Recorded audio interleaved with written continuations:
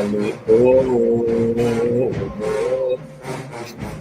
There is a place I want to go. The name of the place ringing in my Atlanta, Atlanta, Atlanta. Atlanta is the land of the purple land. Go, go, land of the purple land. Go, go.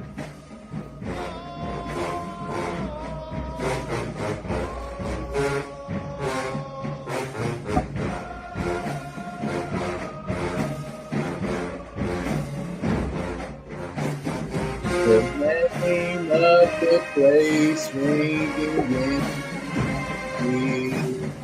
Atlanta, Atlanta, Atlanta, Atlanta is the land of the purple land. Oh, land of the purple land. Go.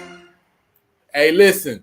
Land of the Purple and the Gold. Hey, it's your boy Lionel, class of 2009, back with another episode of PV versus everybody. And listen, we're in the building. It's Monday. We had to wait an extra day because of the travel, you know what I'm saying, to get back from the ATL, get back from Atlanta, land of the Purple and Gold.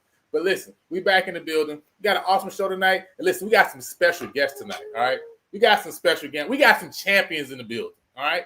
Because we really just living vicariously through the champions, all right? But we got some real champions in the building tonight, right? Not fake champions. And so we're going to get them on in a second. But listen, before we do, you already know I got to show some love to all the sponsors, man. So first and foremost is none other than PV alumni Jeff McKissick. He's a Texas licensed loan officer with Fairway Independence Mortgage Company, and he'll guide you seamlessly through the home buying process. Many of us are unaware of our credit score, our true financial situation, but Jeff will help you develop a step-by-step plan to improve your financial standing, making your dream of owning a home achievable sooner than you think. See, he understands that your financial situation may not be perfect, but listen, that's okay.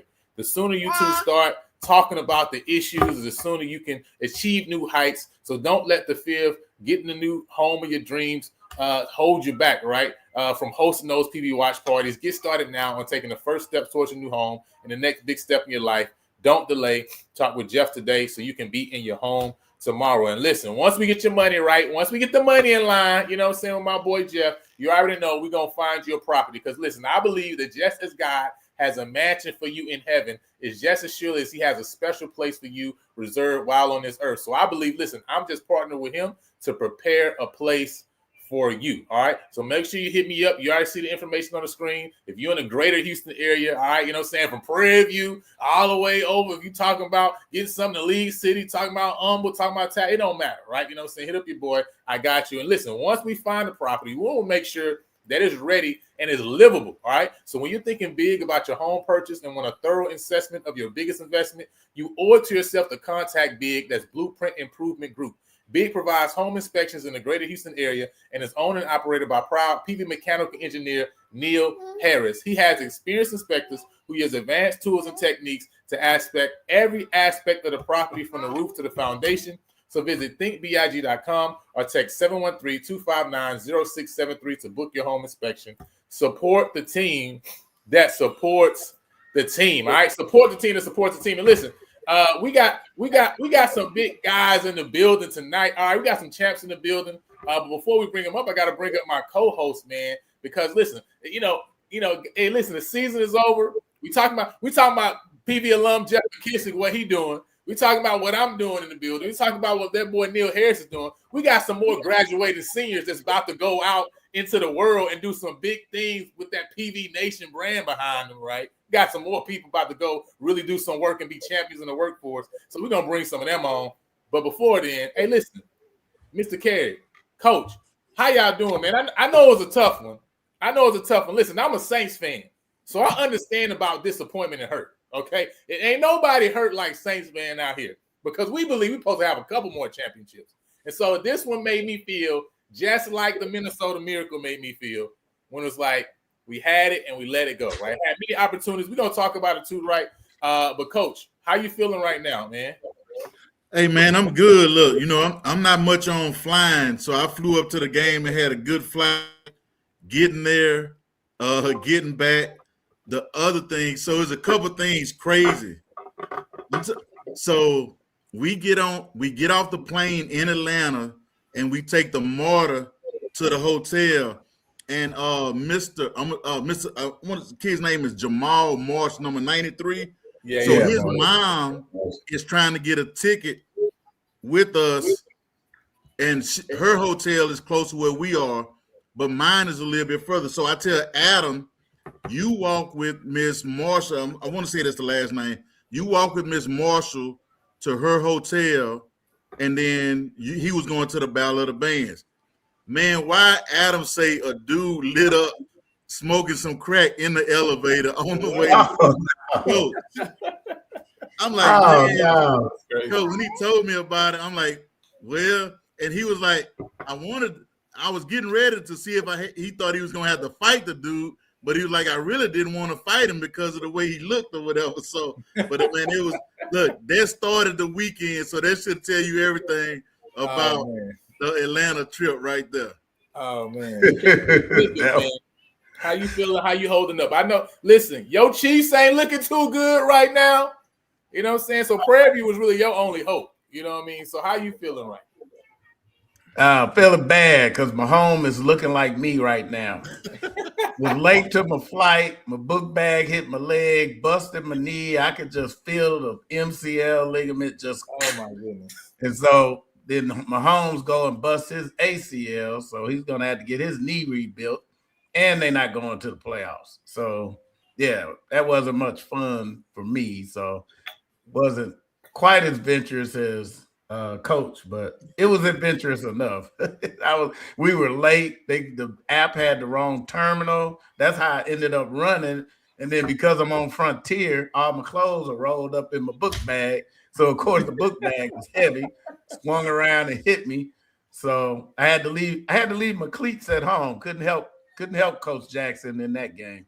Hey, listen, all that dog training you've been doing all year just to get injured at the end of the year. Just for you to get injured at the end of the year, right? You know what I'm saying? Hey, but listen, first and foremost, man, we got some champions in the building, but shouts out to PV Nation again, right? Second week in a row, showing up big, right? You know what I'm saying, for the home team. And so I want to just shout out all of PV Nation. And listen, we're building something very special. And so again, there's a verse in the Bible that talks about don't despise small beginnings. Because I'm telling you, when you see last year how we said, man, we sold 1,000 season tickets. Coach Northern, that was a nice thing. 1,000 season tickets. I'm like, hey, listen, we making progress. But there was some people who would say, y'all only sold 1,000 season tickets. But listen, you can't and this is a life lesson right here, right? This ain't just about football. This ain't just about PV athletics. It's about life. You can't let people not have you celebrate your small victories. Don't let people do that, okay? Celebrate your small victories, because let me tell you, small victories turn into big victories. That's life, okay? So we're going to celebrate our 1,000 season tickets, right? Just like we're going to celebrate PV Nation for showing up in Jackson, or should I call it Prairie View, Mississippi, actually. You know what I'm saying? Prairie View, Mississippi, our third home. You know what I'm saying? Because we got another home in Baton Rouge, right? That's a third home, right? You know what I mean? And we celebrate PV Nation for showing up in Atlanta because we showed up and we were active, right? And listen, that's something to build on, because we're going to continue to keep building on that. And listen, over the course of this program that we're building, people are going to really hate to hear PV Nation come, because they know when PV Nation come, listen, we're not just coming to sit on our hands. We coming to impact the game and infect the game. And so that's what's going to be going on, man. And so, again, happy you guys are joining us, man. I see Isaiah in the building, Jared in the building. He said, hey, listen, it's going down next year. The SWAC runs through Big PV. Mr. D Black is in the building. You know what I'm saying? G Boom. I see Mr. Burnett, right? Salute to the football team and staff. Great year. Pastor Corn in the building. Shouts out to them on getting the job done, man, and that comeback. Bulldogs in the building themselves. Say, I thought we had the game until we didn't. Rough loss. We didn't. Listen, it's gonna hurt. It's gonna hurt a little bit, but listen, together we're gonna get past it, man. So With that said, man, I'm gonna bring up some champions, man. We got 2 champions. First and foremost, we got a bad man that's actually from the Houston area himself. You know what I mean?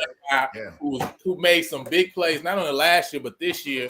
You know what I mean? Even playing different roles in that secondary, right? And so it shouts out to listen the Nigerian monster on the back end, Mr. Cameron Amayo himself. What's up? What's up, my guy? How you doing? What's going on? Appreciate you for having me.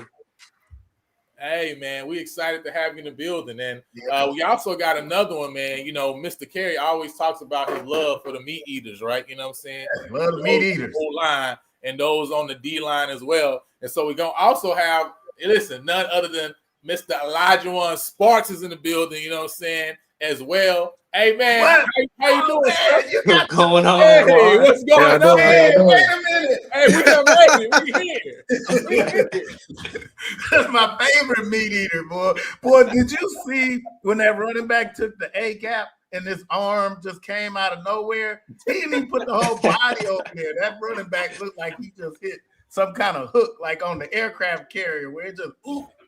Boy, they don't even understand.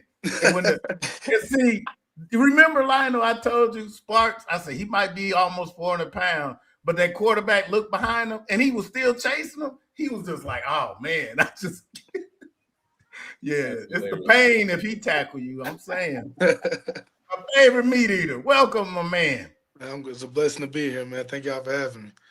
I know, man. We appreciate you guys for coming and jumping on, man. Listen, we had to bring some champions in the building because, I think people, sometimes when you get to the end, people forget, about what's being built. And so we definitely want to have you guys come through and just talk a little bit and share with PV Nation about why they should be excited about what is going on. And we understand that you guys have matriculated to the end of your college football career, right? But there's still big things for you guys as well, even into the future. So we're excited to also hear a little bit about that. But Coach Northern, man, I'm gonna toss it to you, man. And Coach Northern, just before we get started though, you got this Bills sweater on. I'm kind of feeling away. I'm like, are you trying to I did too when I we saw be that. feeling away about this Bill sweater you got on? We know that man, look. losses in a row. Like, I don't know how I feel. It feel like So my younger brother played for him, and I've been doing some work around the house. Okay. So I just threw on what I threw on. Right, I didn't want to wear. Fix it up, Coach. Fix it up. But listen, that the game was just a couple days ago. We feeling the way right now. Okay. We feeling the way. Man, it's about 19 degrees up there, and he has a radio show up there as well on Sunday morning. So I just like to say I was repping his stuff for a minute. Oh man, that's what's up, man. Nah, but we just joke. But go ahead, Coach Northern, man. I'm talking to you first. Hey, quick question, Elijah. I don't know if you remember, but I came up to you after the championship game and introduced myself and told you I really like the way you play and how unselfish you are. Sort of 2-part question. And sometimes in your mind, how hard is it knowing that you doing a lot for somebody else? And I know Coach talk a lot about being unselfish because, in my opinion, the A gaps are canceled out when you in the game. And then, what are your post-football plans once you leave Prairie View and NFL done? What are you planning on being or doing once all that is said and done? Just the unselfishness part. That's just a part of being with the team. Me personally, I never really cared too much about stats. I just like to win. So whatever my team need me to do, whether that's do something extra, play another position, I'm fine with that. So as long as we win it, I truly do not care. Okay. And post collegiate football, y'all, I'm gonna start training here soon.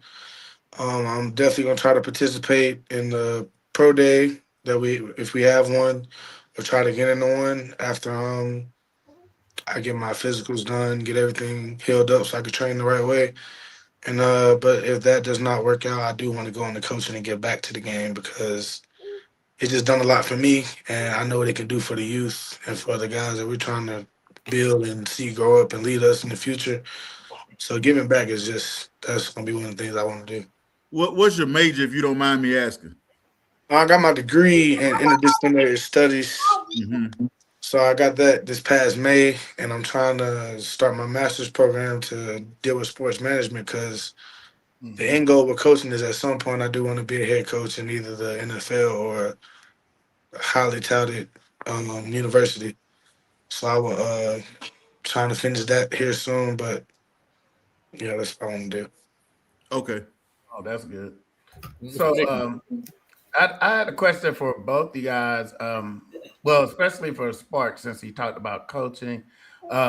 What do you think you've learned from this staff that would benefit you in your journey to trying to go into coaching? And where would you like to start when you get into coaching?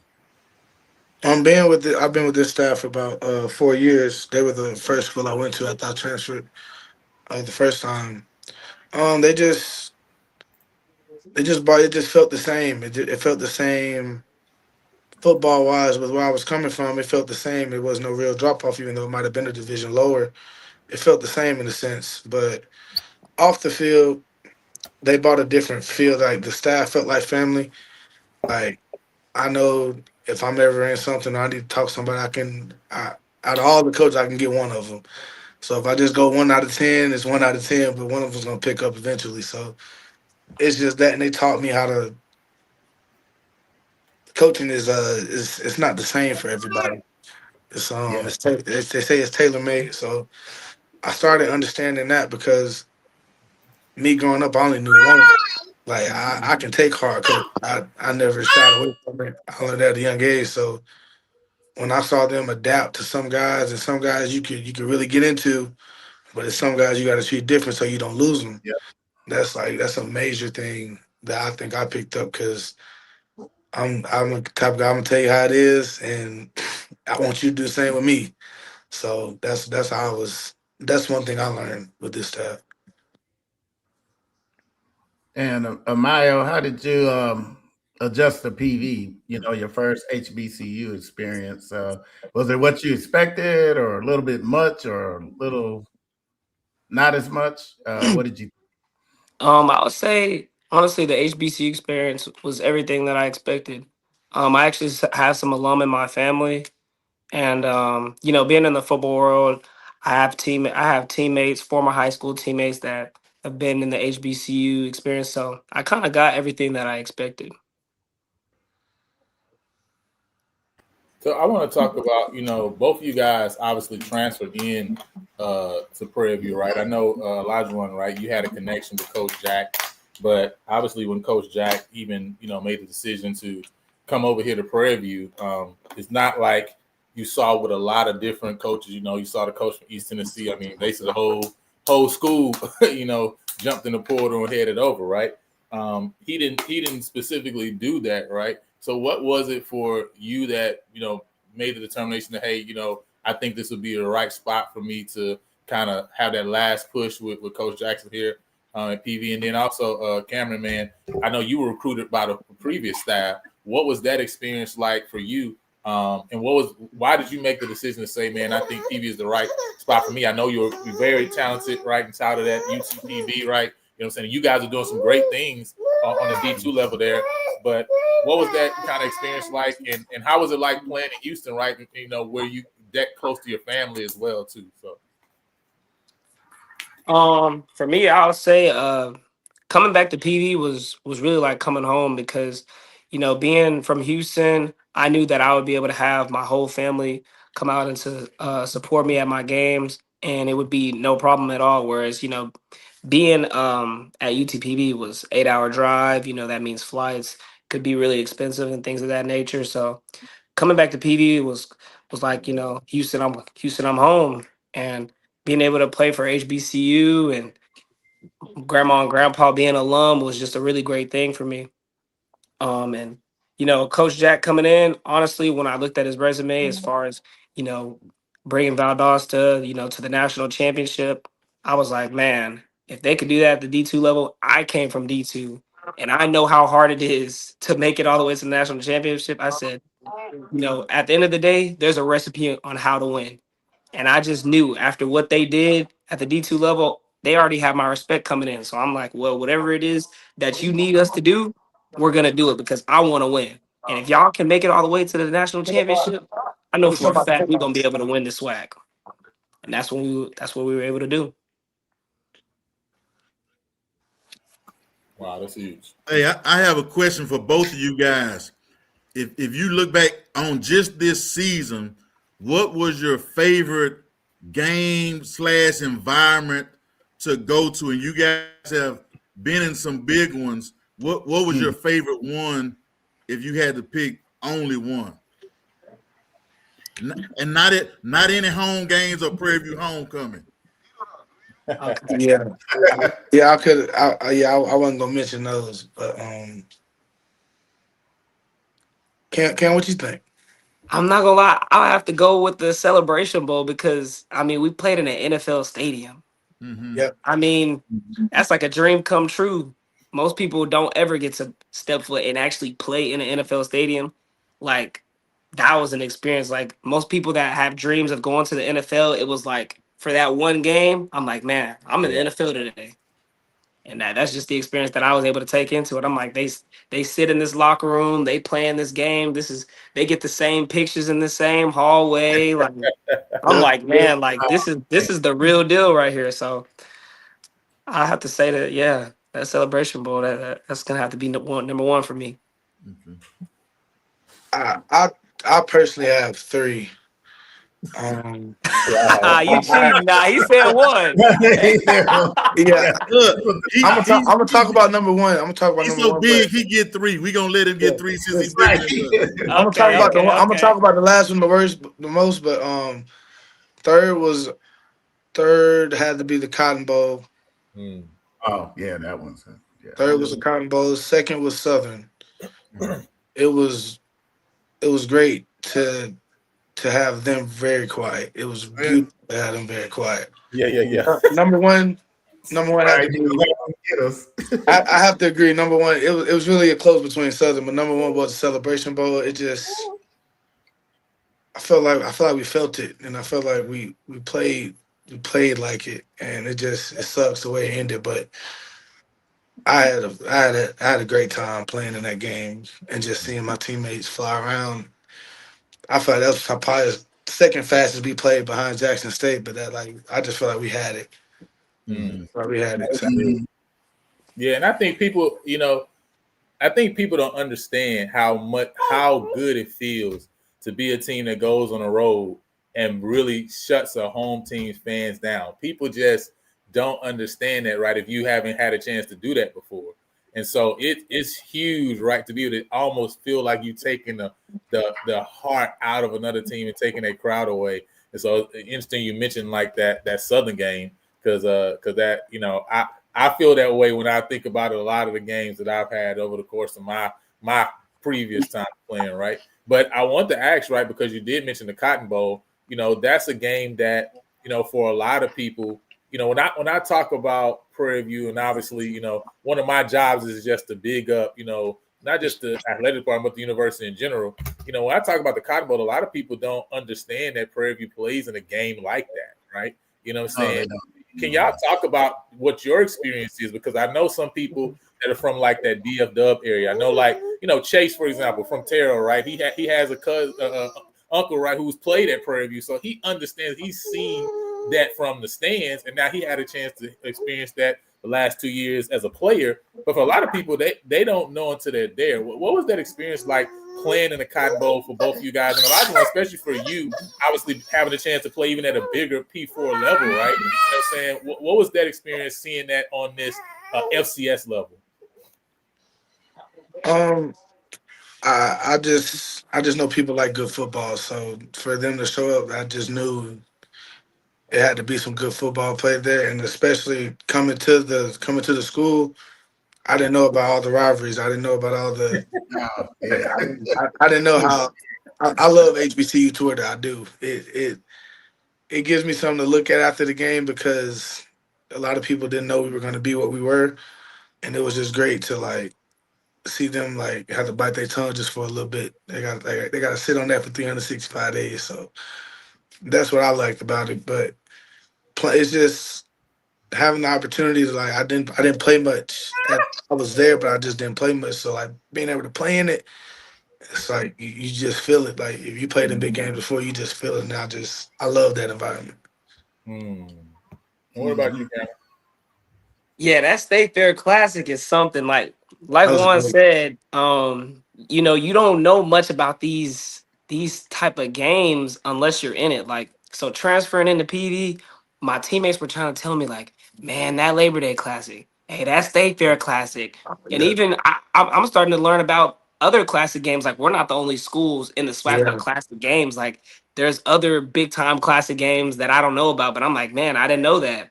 Right. And yeah. so, yeah, the State Fair Only Classic, yeah, it's definitely a great experience. Is that fun fact? I actually made my first start in the State Fair Classic last season. bought out by the Um, way. Had a hell of a game. Bought out by. nah, yeah. So I made my first start actually in 2024.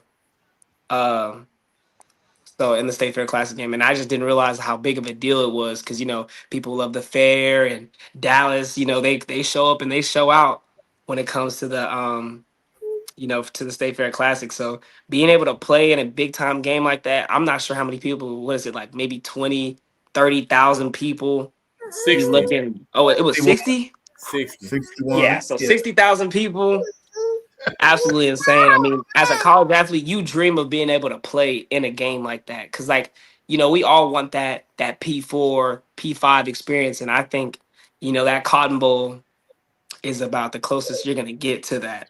So I Nah, definitely love the State Fair Classic. I love that game for sure. If I had to choose three, I was gonna say the State Fair Classic too. Yeah. Because yeah, man. Like Not that State because Fair Classic is amazing. hey, Mr. Vice President here says, remember when Cam went and caught interception versus Pine Bluff and went Super Saiyan Mhm. on the sideline? Oh So we did the little Yeah, jump. that was yeah. Now, Yeah, go ahead, Coach. Now, I'm not sure how much longer we're gonna be on, but I want to give the guys a chance to put some words out to Prairie View Nation, or it's people from other schools that's watching this, and just sort of sell yourself to future business people or future employees or people that may work for you one day. Just take a minute to sell yourself, and what do you bring to the table besides, like I always say, in order to have a good championship team, you have to have some unselfish players. And when you look back 10 years from now, it's going to be a lot of successful lawyers, teachers, doctors, whatever. So sell yourself to the viewing audience, what you bring to the table. One, you want to start out? I was gonna let you go. Okay, I got you. putting it together. Honestly, being an athlete, it comes with being disciplined, Mm-hmm. and it builds mental toughness. And I know in the workforce, you're gonna have to work under pressure. And I think that playing for Prairie View A&M this past season, it built you. We're big on being a dog, so discipline, obedience, and grit doesn't just apply to football; it applies to life. And That's so what I me, meant. I'm gonna be able to show up every single day, and I'm gonna be able to give you my best every single day, no matter what job it is, what workforce it is. I'm gonna be able to give you my absolute best. And you have to communicate. You have to be a leader. You have to be all these things when it comes to being an athlete. And I just feel like all those things translates directly to the workforce.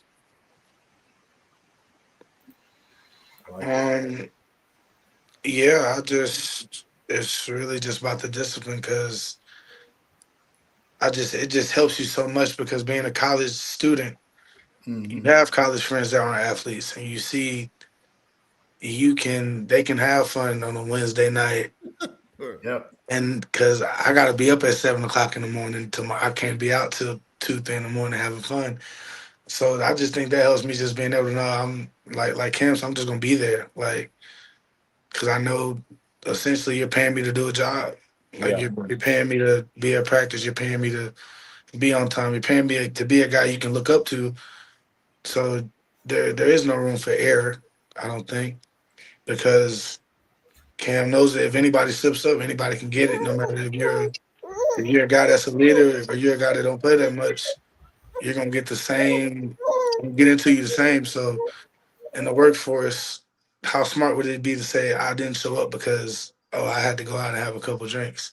Mm-hmm. That's gonna cost you your job. That's gonna cost you your living. And we're big about feeding the family, feeding us. So our family is our team. So like, what sense would it make for me to go out on the field and not perform my best, knowing my brother's probably doing the same, trying to make sure we're getting to the end goal. So there's no way I can't not show up to work. I can't not, especially when I do have a family. I can't tell my kid I'm not going to work today because my ankle hurt. Right. My ankle hurt. He's not eating tonight, so that's just how I feel about it. Yeah, Well, and to add on a little bit to that, I think it's important that you have to be a part of something that's bigger than you. mm-hmm. So whatever company you decide to work for, it's not going to be about you. You're going to have to work with a team. You're going to have coworkers. You're going to have a boss and things like that, and it's not going to be about you. And like Juan says, you got to show up every single day. And also, you have to be able to look at the bigger picture. It might necessarily not be about what it is right now, but you might have to do something for the greater good. You might have to put in the work and just put your head down for a long time, for a little while, so you can get to that SWAC championship or whatever it is that you might be working towards in that workforce. We I saw tell the you bigger what, picture.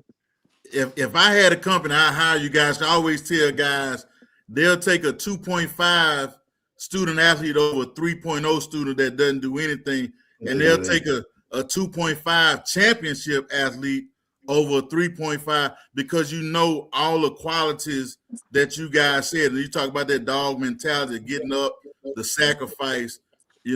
I just want to say thank you to you guys for what you have done for Prairie View, for the defensive side of the ball, and just everything in general. So I want to say thank you from that standpoint.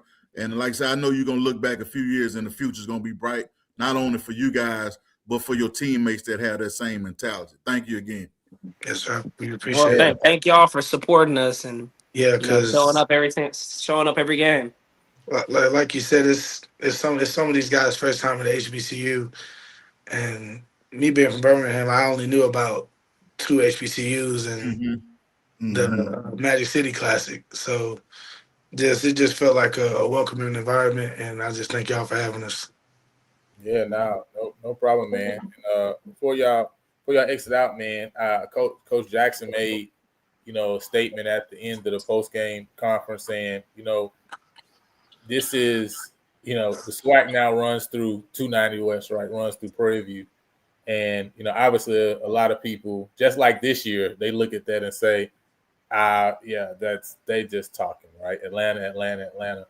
From you guys' perspective, what do you see that is in this program with Coach Jackson, with your current teammates, right, and those who that they're going to bring in, that you say this is the reason that I know that this program is solid, not just for this past year, it's not just a Cinderella season, but it's going to be solid for years to come if they continue to build. From your perspective, what do you guys see there?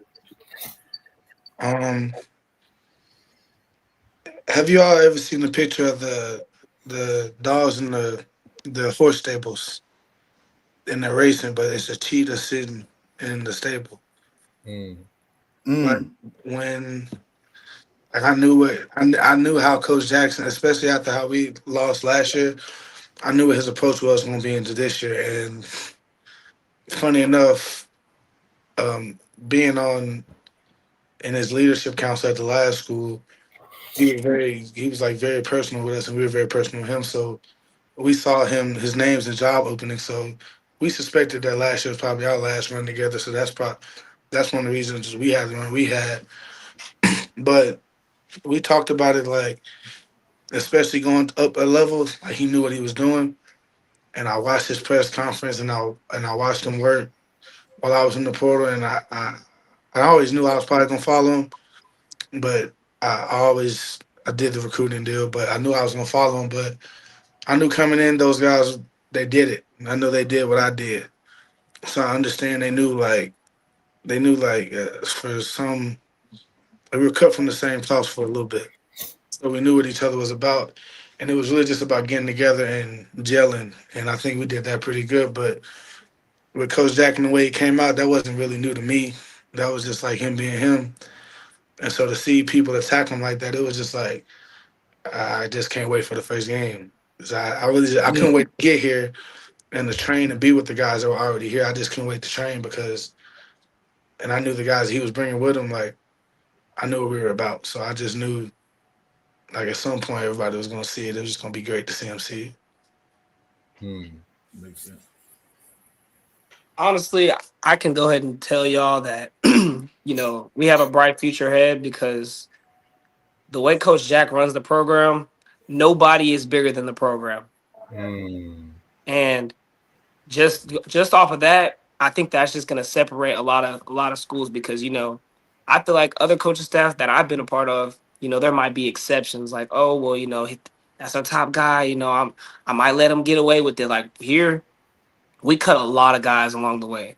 Like we probably finished the season with about Yeah. 80, 88 players, but we started with 105. Right. Right. And Right. any cancers that we had on the team, okay, bye, you're gone.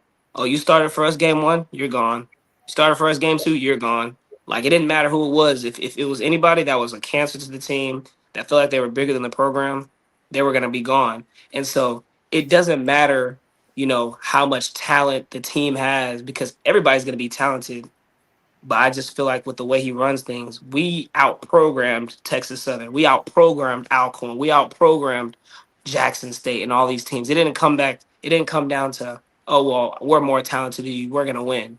Like, we out-programmed a lot of teams. When it comes down to that fourth quarter, 2 minutes left, how do we keep pulling out these last-minute wins? It's because we're out-programming teams. And I think that's just the way to win. No, that's big, man. Mr. Mickens, let you have the last word, and then we'll let these young champions go. You feel me? You know what I'm saying? Well, Mr. Sparks is already to it, but I wanted to ask Cameron about something I got laughed at about. I don't know if it was on February or January show, but I told him that because being that he was here last year and this year, but I had came on the show and told people I went to practice. You guys probably don't remember, but I came to the spring game. I got an honorary, football alumni hat.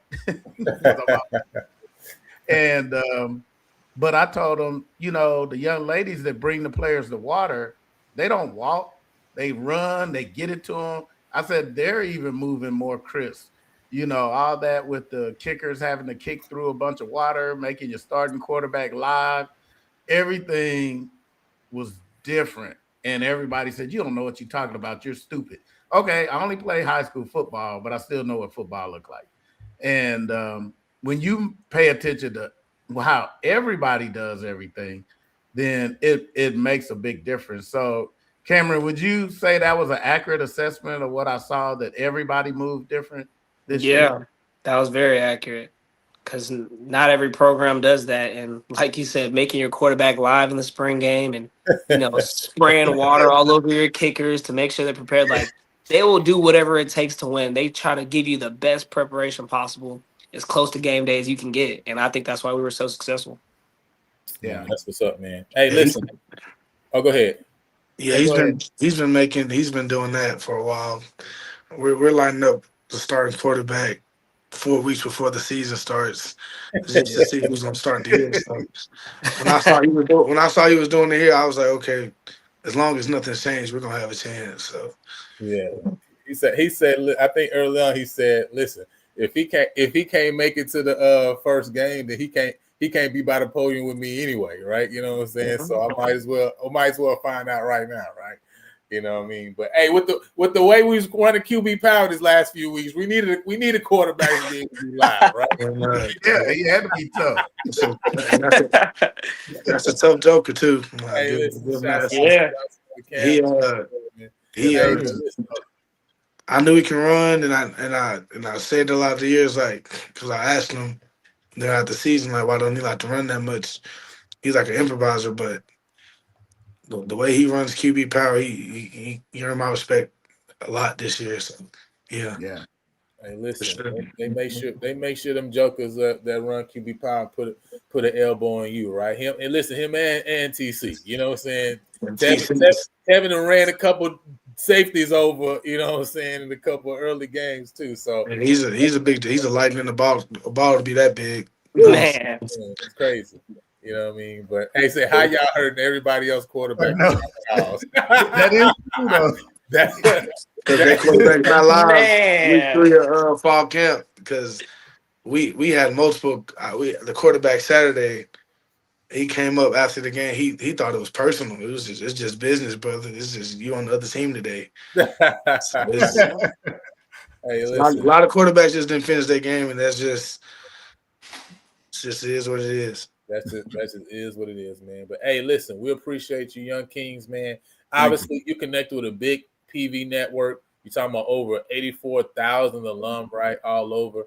So once you guys do finish out and matriculate through, listen, you got a big wide network to connect to, and we got tentacles everywhere. Even Mr. Campbell, even the fam, you guys know we'll put some people on, right? You know what I'm saying? So we put other HBCU people on. You know we're gonna put our own on. So listen, when that time comes, man, make sure y'all reach out. I know we already got a network with the Football Alumni Association, right? But in general, right, through the NAA, right, and just general alum, man, never feel a way about reaching out because it's PV Nation, man, and we stick together. So again, thank you guys. And again, if ever you guys want to do anything or join or jump on, man, hey, listen, we here for you. This your spot, not just ours. Thank Yes, y'all for having us. Thank you for having me again. I appreciate it. For No sure. problem. You guys welcome back anytime. Yes, Yes, sir. thank you. Thank you. This won't be the last one. Thank you. Appreciate All right. that. Bye. See y'all. All right. All right, man. Hey, listen, had the Young Kings on, man, to come talk, you know what I'm saying? Champions. And listen, that's what champions do, right? You know what I mean? You face adversity and you face it straight in the face, coach. You know what I mean? And I think that's a part of teaching people what to do as well, right? And teaching people how to overcome as well. You know, you can't hide from your failures, right? You can't hide from falling short neither. You got to be able to look it in the face and keep going.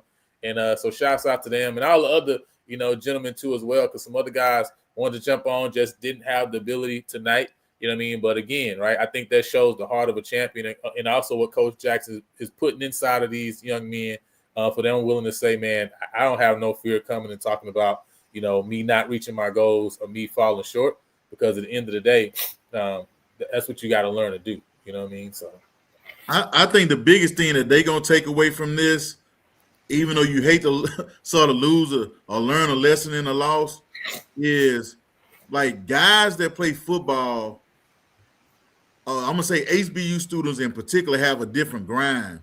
If you play football at an HBCU, that's another grind. Yes. If you win championships at a HBCU, man, you feel like you can do anything in life. Like, you hate to say it, stuff rolls off your back, but at the same time, you just have a different toughness, a different mindset.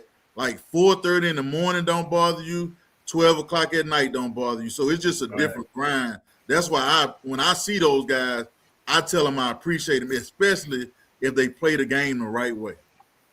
Yeah. No, that's real, man. True. So yeah, that's true. And listen, we talk about it. There's so many lessons you learn from your HBCU. That's why again, right? Despite all of the haterism that goes on, right? You know what I'm saying, and the sub shots. The reality is, everybody, if you graduate from HBCU, you already know what it is. So that's why there's that love and respect across the board, because we know. Listen, you done had to put in some work to get that degree, and like you say, you add in levels to it when you talk about, man, you done been a part of organizations, you done played sports. You done add levels of, work on top of it, right? And so again, we appreciate those guys for what they've done and for bringing PV back to the limelight, bringing that championship back to the hill, and again putting us in a place where we've been talking about it for the last couple of years of getting over a hump, coach.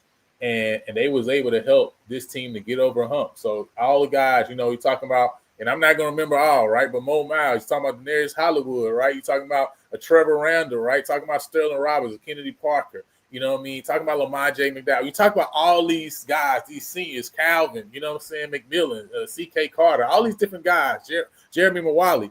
These guys helped us to win the championship. They came over. Some guys for that last year decided to choose to play that last year at Prairie View A&M University, and they gave their all to this school, to this university's program, and they were able to become champions.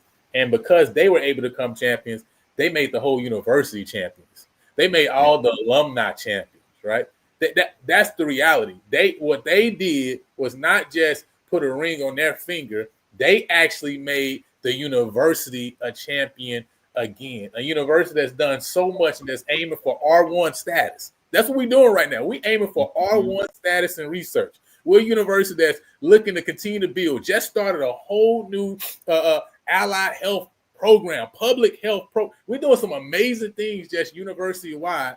And with all that we're doing, sometimes sports, like we talk about it being the front door of the institution, is helping the institution to be what the institution has started to be. And those guys, not just champions themselves, they actually made you a champion because of the work that they put in since January. And so that's why it's a shout out to them, all the guys on what they did, from the guys who played 600 snaps to the guys who played 50, from the guys who played 250 to the guys who didn't get no snaps this year. All of them played a part in their own little way, right? Whether small or whether big, and being champions this year. And that's why the SWAC runs through 290 West. And so, again, the goal was not just the SWAC. The goal was FCS good, Coach. And, man, we were right there. Yeah. 21-0 lead. I mean, at halftime. And I heard, I think one of the coaches on one of the shows, I heard him talk about, he made a statement. Well, it's college football. That's why it's 2 halves. Now, that's before everything went down. But, Coach, you were in a good spot up 21-0. I mean, what do you even think was the conversation in both locker rooms? Conversation for Coach Jackson and the Panthers, conversation for Coach Berry and South Carolina State. What do you think it was at that period of time? Well, I think both of them pretty much saying the same thing. I think Coach Jackson said, yeah, we up 21, but we still left some points on the board. And it is not over because that's a championship team on the other side. Coach Berry probably was telling his guys something very similar, like, hey, we played our worst half of football. Now let's go out there and let's play some bulldog football and, let's chip away. It's no 21-point play. Let's try to see if we can get some momentum back on our side and just play the game and give yourself a chance at the end. When you down, that's what you say. And when you up, let's keep on fighting. Let's keep playing. Let's put some more room. And, some people say you play to win, don't play not to lose type of football. So it's all that type of stuff. But at the end of the day, both of those coaches are pretty much saying the same thing. Let's go finish this. We still got time. Or let's put our foot on their neck and finish them off. One of those type of deals. Yeah, right. And so you talk about coming out into the second half on that drive, Coach, because I think this is the play of the game, And a part of me also is like, listen, we had so many chances to win this game. It's almost like we weren't supposed to win this game. I mean, it's almost like how you got to take it at this point, right? It's like, listen, we had so many opportunities to win this game. And I heard Coach Eddie Robb say this early in the year, and I think it's a great mindset to have. When Alabama State ran that last play, they didn't score. He came in on that Monday interview and he said, hey, man, listen, some games you do everything you can and you just shake the next man's hand and just say, hey, well, it just wasn't our time, right? And I think some people look at that and say, nah, you shouldn't think of it that way. But I also think at some point you got to say, you know what? It is what it is, right? As long as you know you did all that you could do, right? Doesn't mean that you always in the right spot. Don't mean you always plug the right gaps, right? In life, you ain't always in the right spot, right? You know what I'm saying? Right. But you still give your all. You still did all you can. And at the end of the day, when I look at all the opportunities that were there that we didn't take advantage of, I just kind of felt like, you know what? Maybe we just wasn't supposed to win it. Maybe it wasn't just supposed to feel like, you know what? It shouldn't be that easy for you to win a celebration. Yeah, I was thinking. I'm just saying, right? Maybe it just wasn't supposed to just get it. almost like Chinnisberry last year, right? It just ain't you ain't just supposed to run through that's true. and just win a championship. Like this ain't a hard thing to do, right? Like no, it should be hard because it is hard. Not to say you didn't want to win it, and again, that's not an excuse. It's just to say when I looked at all the opportunities and how man one after another we didn't take advantage of. That's just kind of the mindset you have to take and go. But coach, I think the play of the game was actually that reverse. And Kerry, I start with you here. What was your thoughts there? Because personally to me, and again, this is not. I think Coach Buck calls excellent. I think he showed man he can put some points on the board. So it's not a shot at Coach Buck, anything like that. It's just I just felt like man, we had our foot on the gas. We was gashing him, especially through the air.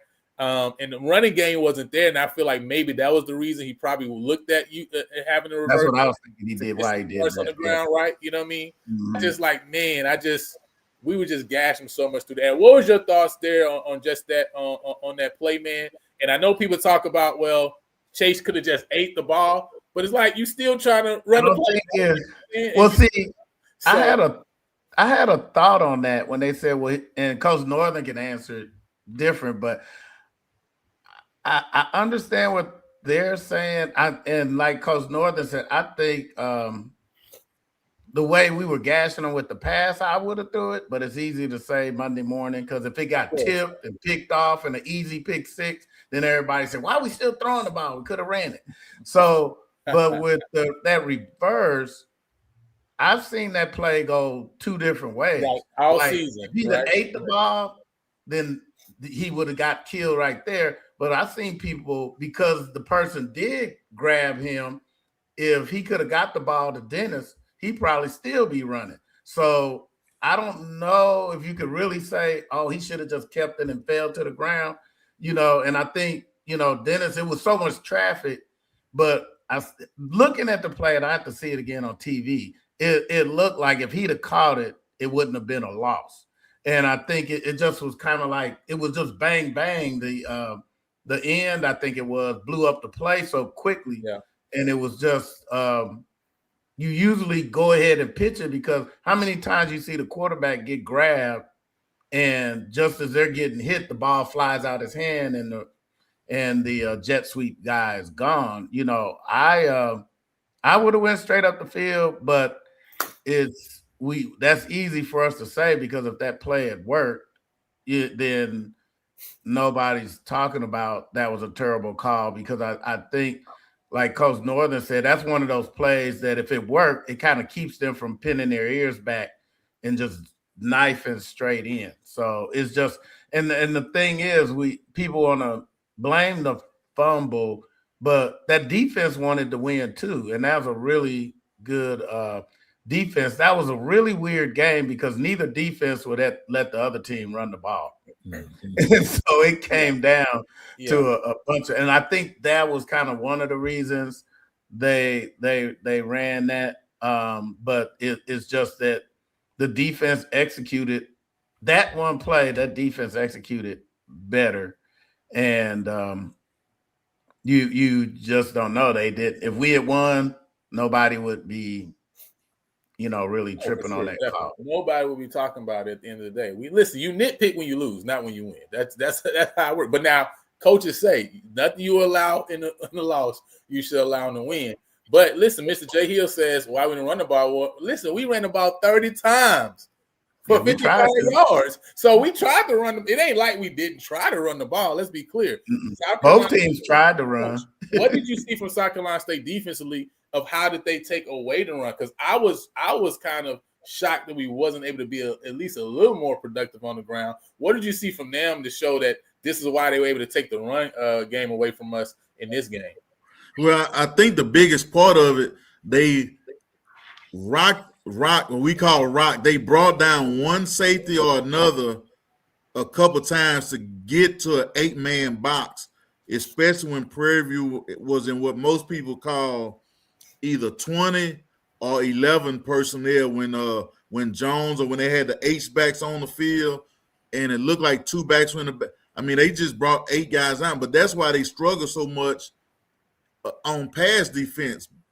But it was just both teams just said, look, man, we're not going to lose letting you guys run. And the thing about South Carolina State's defense, they had a 4-man front that was like the Jackson State when Coach Comergy was there. They only had 2 guys with their hand in the ground, and everybody else was standing up with a lot of defensive ends and linebackers. So at a minimum, it was going to be a 7-man box. On most plays, they was going to make it 8 unless a guy had to cover somebody. So I think this is what hurt Prairie View. They couldn't shorten the game by running it, where you can get those time-consuming drives.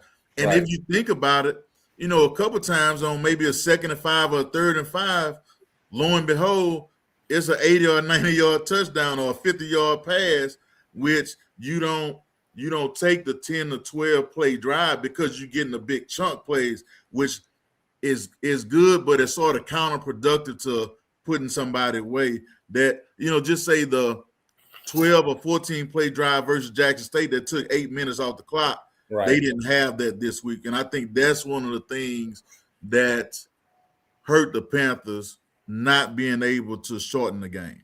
That's the issue with not being able to run the ball, right? Because you think, hey, you up 21-0. You had that fumble, okay, the jet sweep comes 21-7, right? Well, now on the next drive, you run 3 plays, and now you off the field, you got to punt the ball, and you aren't able to sustain the drive and kind of keep the clock rolling. Like Coach say, even if you score on the big play to Bonner, for example, well, that's a big, long play. So they got the ball back again, right? They got the ball. That might have been a 45-second drive, maybe. Yeah, they got momentum. They hot, right?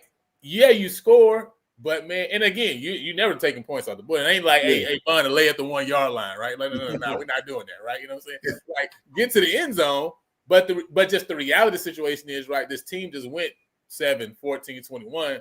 Now they right back on the field, which also means your defense right back on the field. So it is, you really do like having more of those long, sustained drives because it gives a chance to, man, first of all, let the quarterback cool down a little bit. Let him sit down on the sideline, cool down a little bit. He's a little bit too hot right now, right?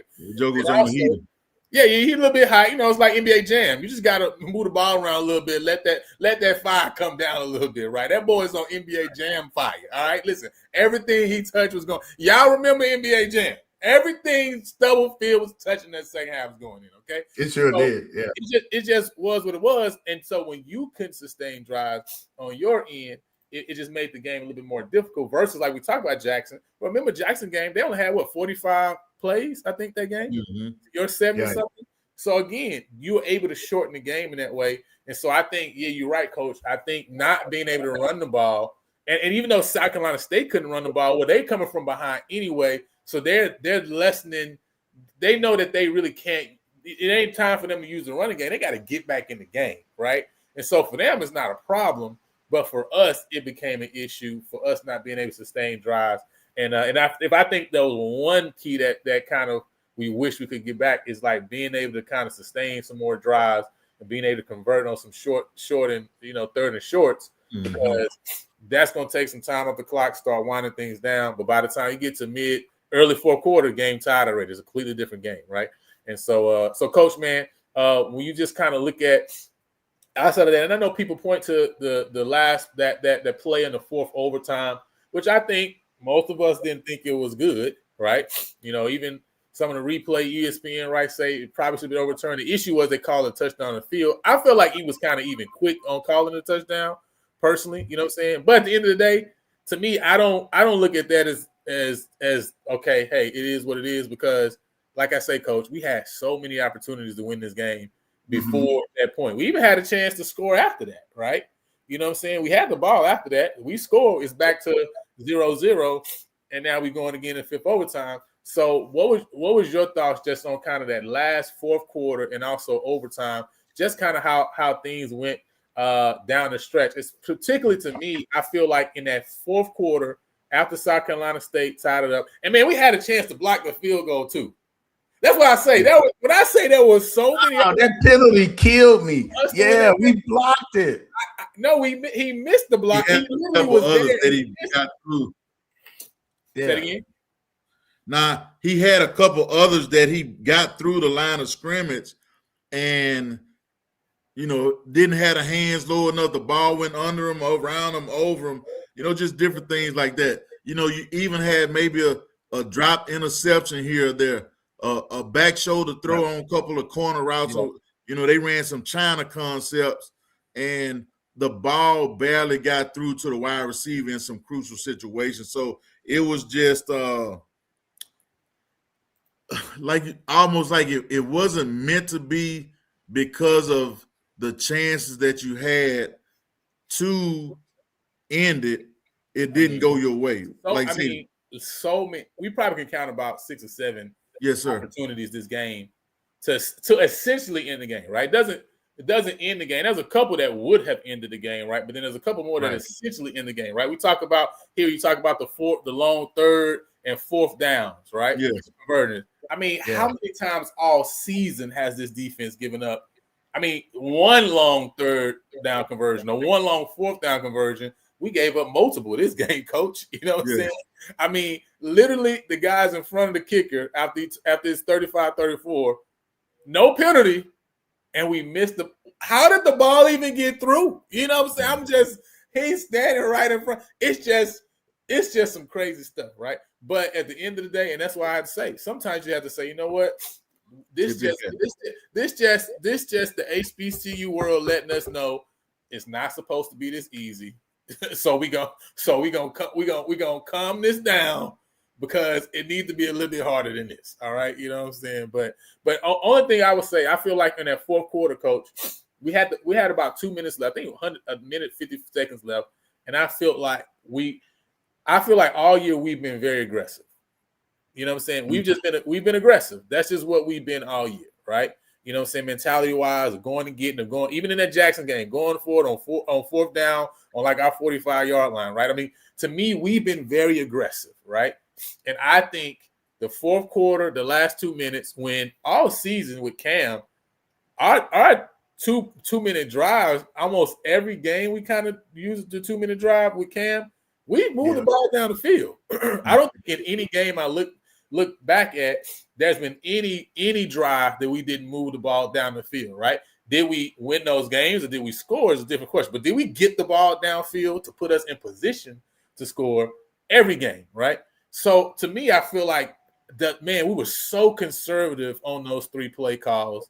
You know what I mean? There, it's like, I don't know. It didn't feel like we was as aggressive there as we have been all year. I felt like we got away from what we've been.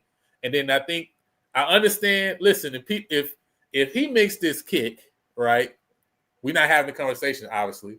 But also, I feel like on that 3rd and 2 or 3rd and 3, whatever it was, right? Again, if we get a first down, even if you run QB power, that ain't work but one time all game, right? You know what I'm saying? Or hand the ball off. And we ain't been getting great yards. But even if we don't get it, you still got a chance to get the field goal, right? You know what I'm saying? But I just felt like we wasn't aggressive there, right? And we kind of got a little conservative, in my opinion, in both of those areas. And the only reason I'm looking at that is because I feel like we got away from what we have been, right? We've been super aggressive, and I feel like we got conservative in those 2 moments there, and didn't go say, "Hey, let's just go take it and try to win it."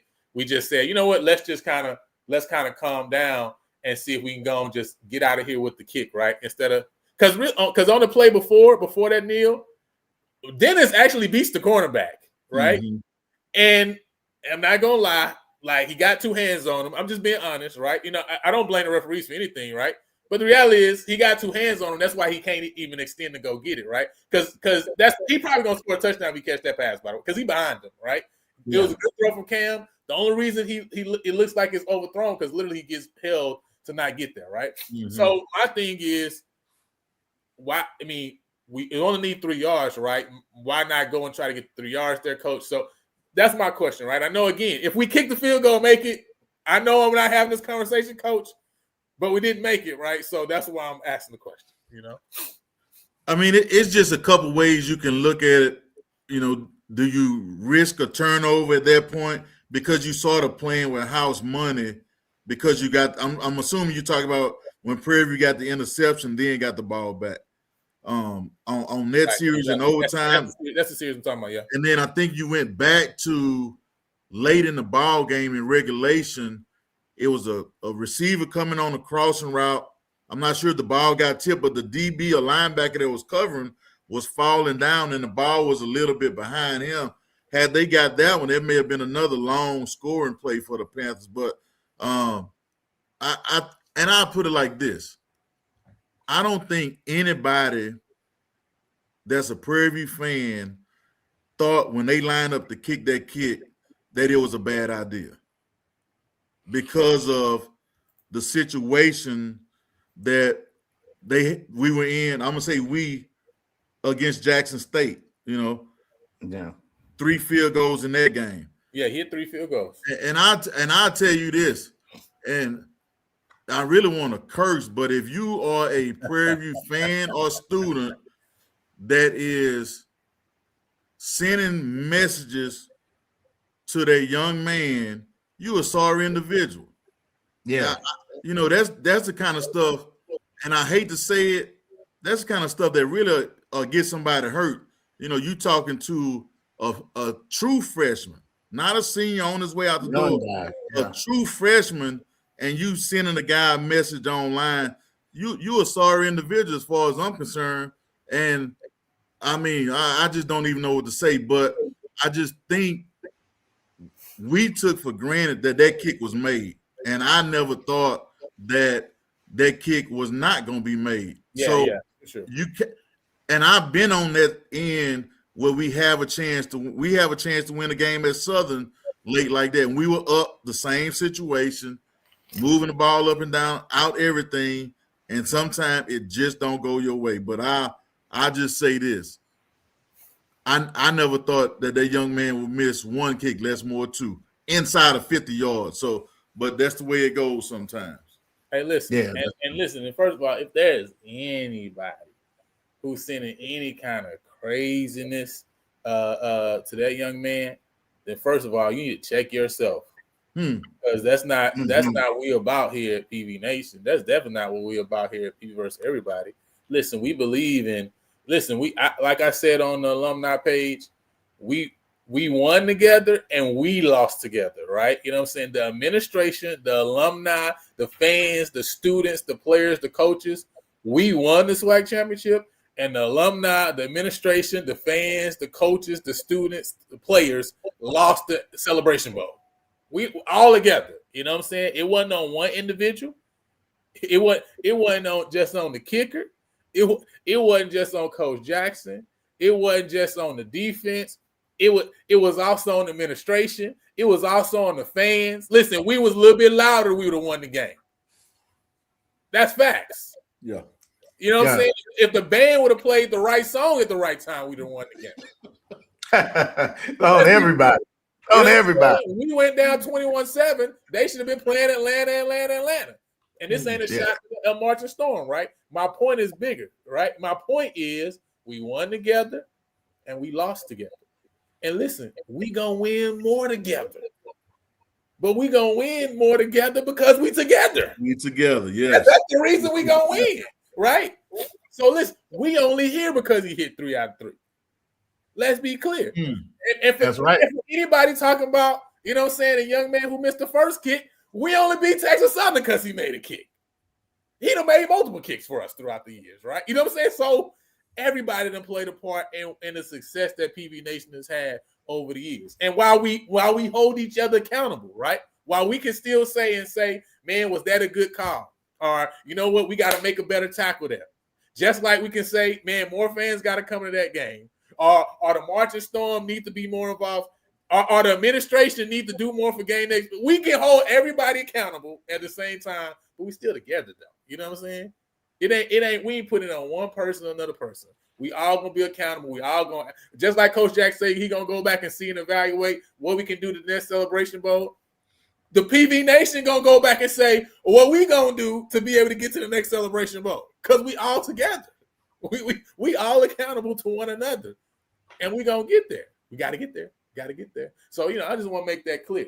Listen, Diego, you my guy, all right? Because I know we only here because of you. Let's be clear, okay? Like you a big part of we even in Atlanta in the first place. We enjoyed a lot of good food because guess what? You made 3 kicks in Prairie View, Mississippi. Okay, that's the reason we here in the first place. Okay, so if anybody out there talking crazy like that, you need to check yourself. And if we from PB Nation know you talking crazy to student athletes like that, we gonna check you too. You know what I'm saying? But again, that don't mean we can't talk about, hey, we make that kick, we win the game. That's not the point I'm making. We can still say that because you're right. But we ain't dumping on nobody though. You know what I'm saying? We ain't gonna dump on at the same time. Can't do that. No, Hey, VP, the VP says his fault. It's my fault as the president. You know what I'm saying? It's my fault, right? You know what I'm saying? I should have been talking more noise to South Carolina State. See that I should have talked more noise to South. No, I'm just playing. You couldn't get away from your favorite people, though. They're my people. They're my people. You know what I'm saying? I got some cousins and some uncles that graduated South Carolina State. So, you know, they're my people, really. So, but with that said, man, you know what I mean? Coach, is how do you build? You know, coming off of a hard loss like that, you still SWAC champions, right? But the goal is to be FCS good, right? So now we talk about going into this offseason, how do you build from coming off of that loss to moving into the future, right? And you know, from my perspective, right? You know, only my little perspective I have, right? Because I've been in this exact position in high school. I remember losing the state championship game in a game you felt like you're supposed to win, and probably the next 365 days.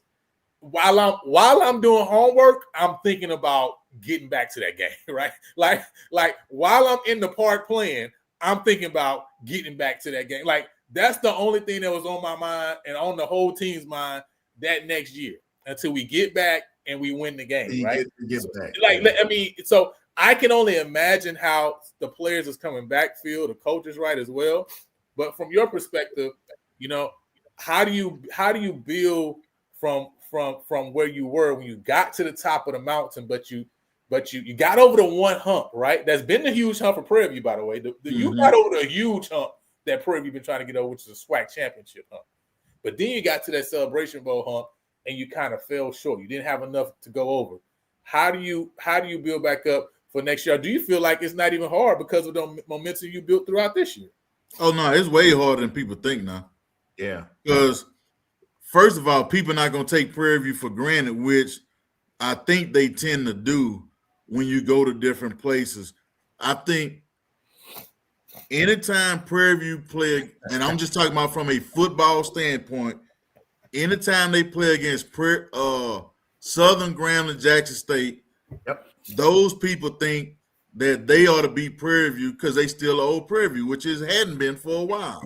The other thing is just with the attrition of the players, which may or may not happen, you just got to get the goals don't change. Coach Jack, the goals will not change. The methodology may change a little bit, how we do certain things, how they do certain things, but the first goal is going to be to, you know, win obvious games, host the SWAC championship, get back to Atlanta, finish the deal. That's what I see the goals as being. And I hadn't been in the meetings.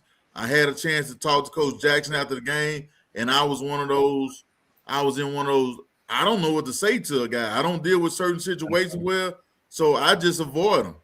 But, you know, he and Adam shook hands and, you know, gave him a hug, you know, all that type of stuff. But the goals will remain the same. The thing that you have to hope happens, they don't lose a lot of guys, that they coming back, because I know for sure it's a couple schools that looked at a couple games just to see who from Prairie View, who from Jackson State, who from just any SWAC school balled that still has 1 or 2 years of eligibility left, and how much money it'll take for us to get them on our campus. I know that's going on. Yeah. Now, Mr. Mickens, what's your thoughts, man? How do you go from here? How does the fan base go from here? The fan base goes from here by just calming down and stay calm. The fan base goes from here by, instead of just talking on the internet, show up and put butts in the seats. You know, I go round trip from up here in Grand Prairie several times, and a lot of times people right there in Houston, and I know we've had some rainy games, But we had some games with some good weather, and we just need to make an effort to support these young men. They're playing really hard. It's a good product on the field, and we need to get out and just come and check them out. And even the students should try to get out. We think it's really, we could really improve some things. And back to that Celebration Bowl, I did have a thing.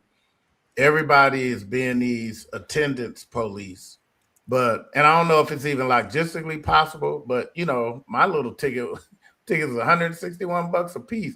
I mean, if we paying that kind of price, I think I looked at the numbers. The best attended games were attended by people that won the East, so they're closer to Atlanta. Mhm. Can we swap it once in a while and have a game in Houston? Not just for Prairie View, but what if somebody on the Western side wins it? Because when I looked at the records, it wasn't just PV. Whenever a Western team wins and has to go basically to this MEAC home game, the attendance falls off. So I just think while they're beating us up about it, PV is not the only one that makes the attendance fall off. Yeah, that was the second lowest, but the first lowest was again another Western Division team. Yeah, But it was actually North Carolina A&T and Grambling had the lowest attendance, right? Yeah. But again, people have to understand. Like sometimes I just don't understand. Like, do HBCU people just not like to use their degrees or something? You know what I'm saying? Because y'all are acting like y'all don't have brains to you. First of all, if we talking about statistics, which is one of the classes I hated in college. Oh my God, I hated statistics, right? But the first thing you do with statistics is you take out the outlier situations in the first. You don't include them in statistics, right? So one, everybody wants to include the D young years as if that's reality, and that's not reality, right? You know what I'm saying? The reality is the game was not a 50,000, 45, 48,000 person game for the first 6 years of its existence, right?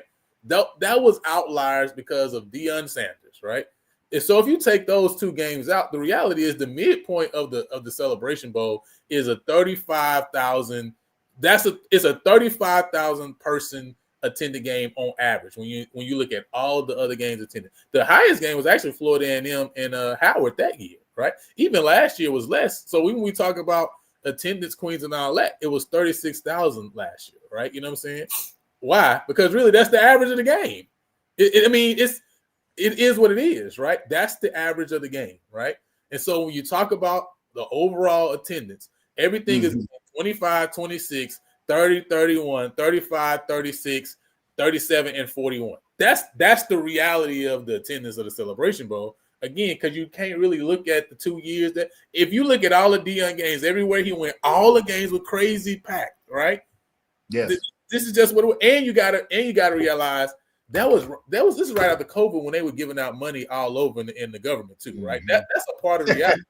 No, I mean, but I'm saying if you really looking at situations, there was a lot of free money that was just out, right? We back to regular times. We may be less than regular times right now, right? You know what I'm saying?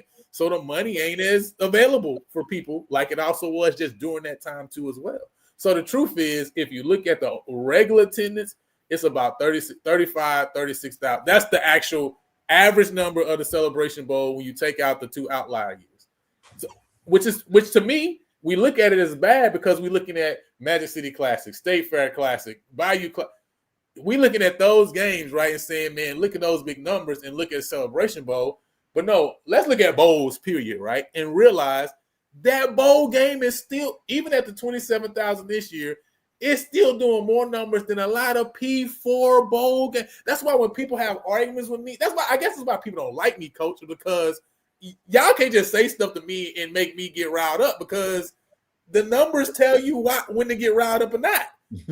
Because, I mean, at the end of the day, when you talk about PV, just like what Mr. Amayo and Mr. Elijah want to speak about, they said, man, when I went to the Cotton Bowl, right, and people want to say, oh, the Cotton Bowl, nothing. People don't stay for the game, all this other stuff. That ain't what they said, though.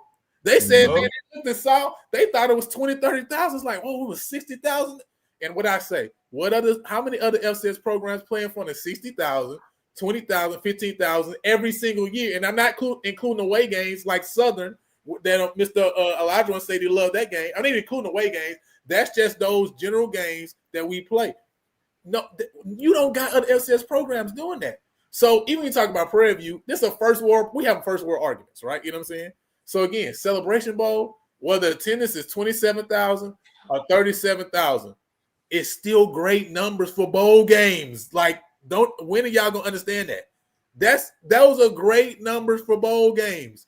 Y'all got to stop looking at the college football playoff numbers. That's not in anybody's stratosphere.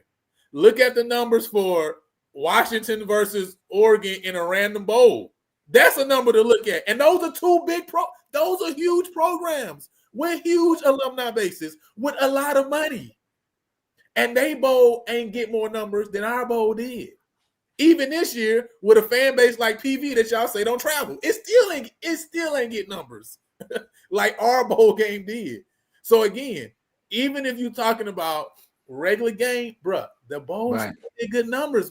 Why black people got to stop trashing their own stuff? It don't make sense. It's crazy. We online talking crazy about Celebration Bowl because 27,000 people there, not realizing that bowl game still did a lot of numbers more than all these other big P4, big G5 bowl games that nobody going to see. Well, the thing that they're not talking about also is the super well attended bowl game was a 32 to 10 snooze fest. This game, you might not have thought, you could tell, at least being in there, I couldn't tell it was under 40,000 because it was just so electric. You know, South Carolina people were quiet, then we were quiet, then everybody was in it. It was such a game that the people that did come were like, man, you know, because even after the game, you see in the South Carolina State people like, man, we didn't know you guys were going to do that to us. We're like, man, we didn't know you was going to do that to us. We're like, where'd you get that number 2? You know, it just number 5, where them dudes come from. So it was, you know, okay, well, let's look at how excited those well-attended games were, and they were kind of lopsided. So this game actually had drama, and you know, where is he at? Joe Kelly in the chat here. Joe Kelly in the chat. You know, they were on vacation with a lot of PWI people who had no clue who Prairie View was.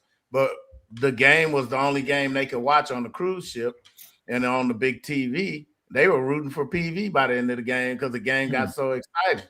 So, you know, I think regardless of if 15 people come to the game, the exposure just can't be beat. I'd like to see it marketed a little more because, you know, the State Fair Classics, which is a marketed game, you know, it drew 61,000, but also we were closer to Grambling and PV than PV is to Atlanta.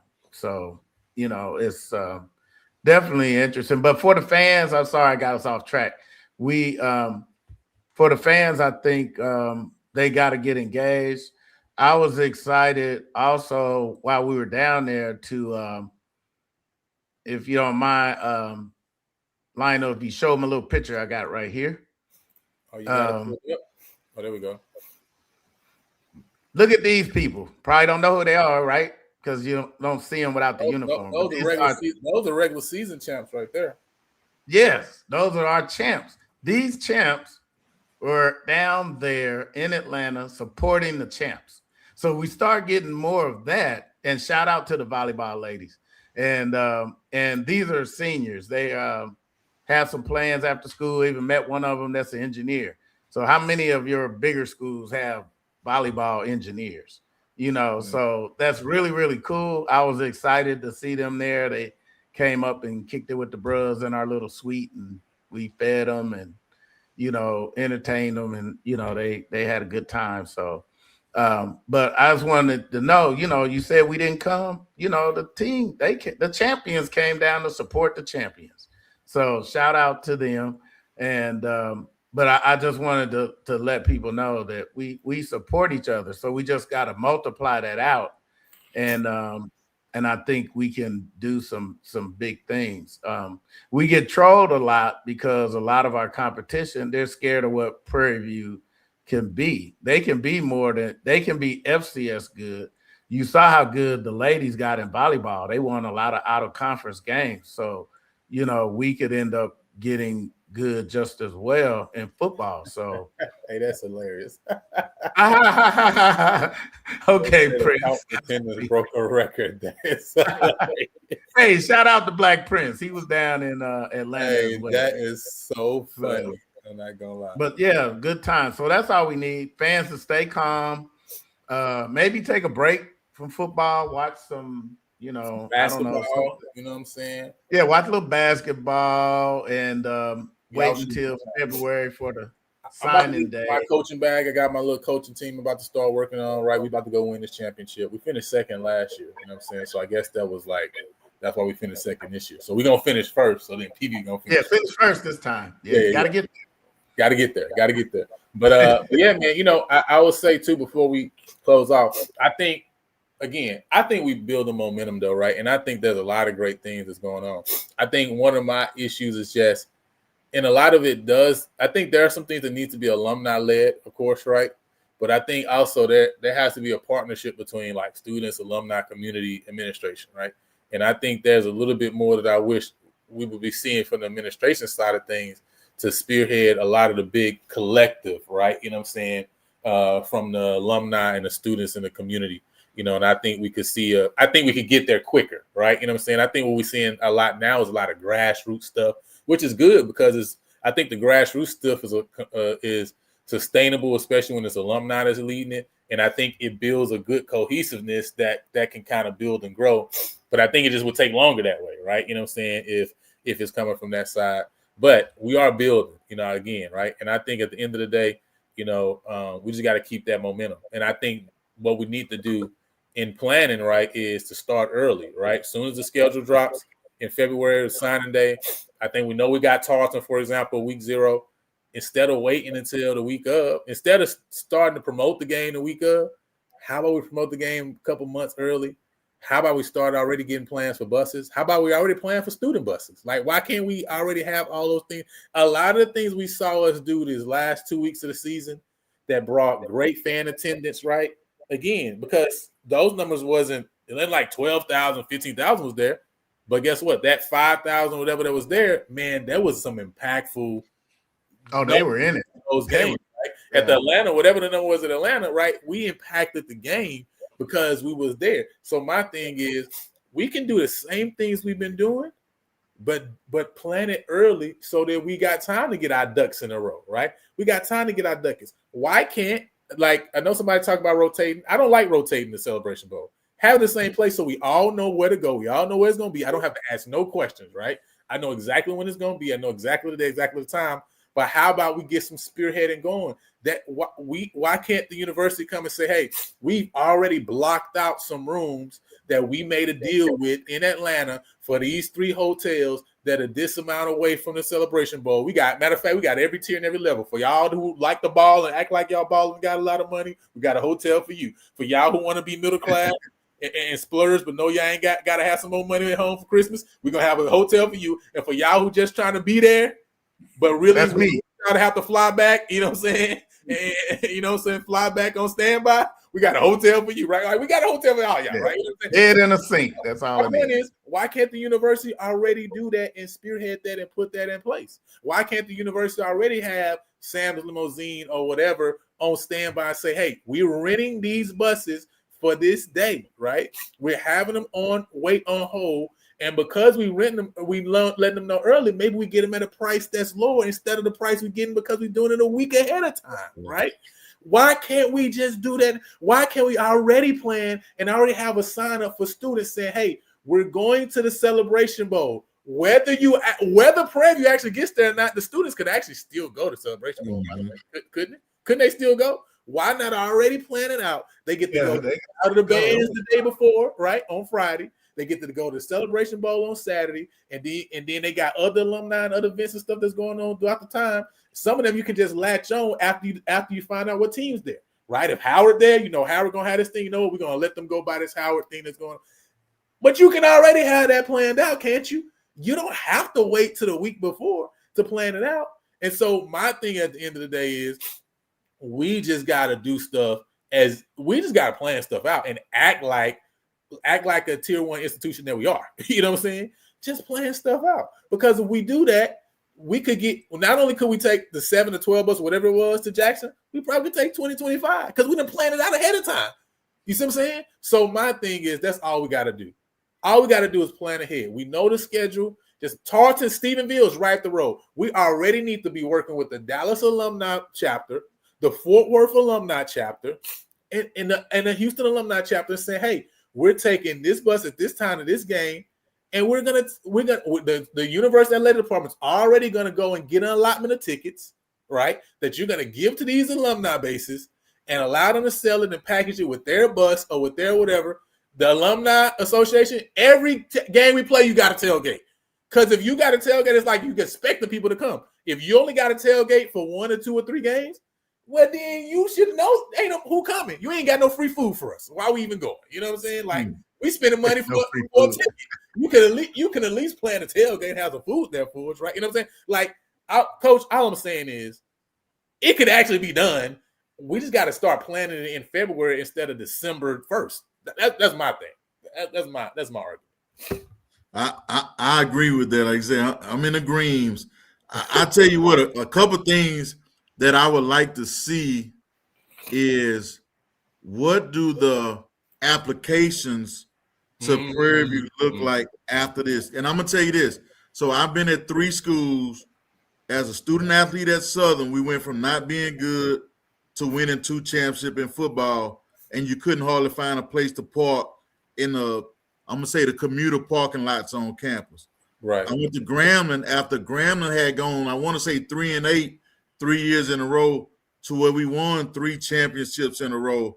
The enrollment jumped there, and then being on the staff to win the championship at 2009, and you can see the enrollment increase at Prairie View. So I would like to see, how does the enrollment jump after this championship as well? Like I say, that's what I would look at. And then how do those numbers affect everything else in terms of, because you have higher enrollment, you got these new apartments coming online. You're going to have bodies to fill it. And it may be to a point where you almost have to turn people away.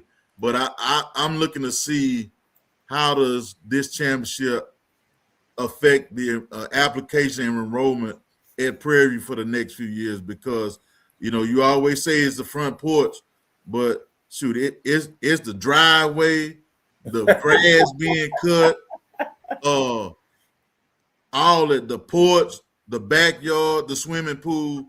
I don't care how you cut it up.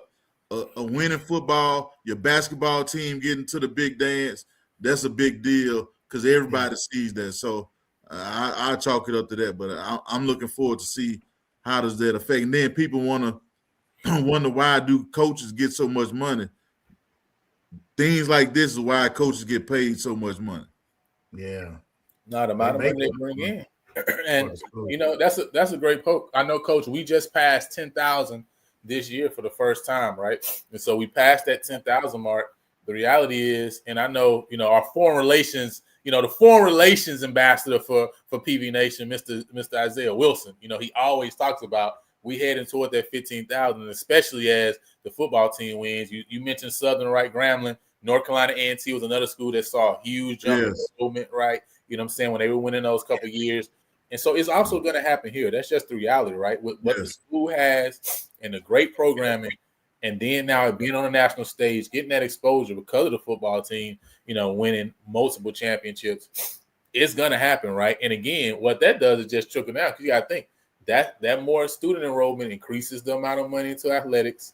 It also increases the base of people that you have even to pull on to even be in the stadium, right? You got to think, you got another 5,000 students that's available. Even if only a percentage of them come, that's more people to pull from, right? And so, all of the things, enrollment hasn't been an issue, but it's just going to keep going up, right? And so that's why we got to make sure you got the infrastructure in place. But yeah, man, it's only up right now. And I think President LeGrand, obviously, this was a part of one of her plans, because obviously they talked about that alignment, and she got a great journey to eminence that we're on for the next 10 years. Numbers is a part of that, right? You know what I'm saying? And she knew that athletics has to be a free marketing tool, for the university, right? You know what I'm saying? Not completely free, but free in the sense that if the football team win, you're gonna get some marketing and some eyes on you, right? And so I'm excited to see what's going on for the future, man. And listen, this is the last one of this football season. Obviously, we got, because of how college football is now, you're gonna have signing day, you're gonna have, all these different things coming up, and obviously we're gonna be there to bring that to you. But listen, we kind of tired, man. You know what I'm saying? It's been a long ride this year, right? It's been 14 weeks. I told y'all 14 games this year, and we didn't went all the way. So we need to take a look. We need to take some time off, get healed up too, right, coach, and bandage up. You know what I'm saying, from all the time. But listen, we're not gonna leave y'all. We're gonna bring y'all back. Obviously, we're gonna come with some special shows throughout. As we talk about some of the guys that were signed and early signing, things of that. We got some interviews, of course. We're gonna bring it up. Of course, we're in basketball season now. We got to catch up with Coach Ty, see what they got going on, see if we can catch Coach Smith, see what the men's basketball team got going on. So we got some other stuff that we're doing that we're gonna roll into right as football season ends. But PV Nation, stay locked in, man, because listen, this channel was built for you. Okay, it was built because we didn't want to be the side conversation. We wanted to be the main dish, the main conversation, and that's why we're here, man. So with that said, Coach Kerry, y'all got anything before we head out? Enjoy the holidays. Enjoy the holidays. Enjoy the holidays, and appreciate anybody that support the show. I don't know about that comment. I don't agree. I think it was shout out to adjustments on both sides. I'm not sure if it was. Hey, and y'all favorite freshman finished with a 3.5. Like I told him, I'm not I'll accept it, but not satisfied. But I like it. It'll do. But yeah, it'll do. He don't have to join the Army or the Marines, so we'll take that. Hey, shouts out. He was almost on his way. You know what I'm saying? Hey, Willia, you know what I'm saying? Shouts out for the comment. Thanks for checking out the channel as well. Hey, listen, if y'all haven't subscribed to the channel, show some love. Trying to get to 1,100. All right. Show some love. Go ahead and you know what I mean, and show some love there. You know what I mean? So at the end of the day, man, again, we building for the future. The reality is we still got a chance, man, to get a lot of things done. So PV Nation, stay locked in. Listen, we're gonna be on it. We're gonna be on it early this year. So just get ready. We're gonna take a while. We're gonna take our off-season break too. But by the time National Signing Day come and they drop that schedule, listen, just already know we're gonna be planning, but we also need to put some pressure on the administration. Be like, listen, we need to put some plans in place. We need to get some themes dropped so we can go ahead and start planning right now. Because we ain't got money like that to be waiting to the last minute. I don't know what y'all think we working at, okay? You know what I'm saying? So we're going to start early this year. But with that said, now, President LeGrand did promise me a Saturday bus for the students like my son who had professors that gave him finals on the last day when the other student bus left. So she said, hey, we might add a Saturday bus. I said, that's good. We're not moving testing dates. She said, we're all about it. That is great, and we're going to do that. But we're not just talking about for the Celebration Bowl. We're talking about for Tarleton State game in week 0. All the games. All of the games, away games that are feasible to go to, depending on where we go, right? You know what I'm saying? We talking about that. Planning for every game, right? So that PV Nation is showing up. So that flag, listen, our job is to plant the flag in every stadium we play.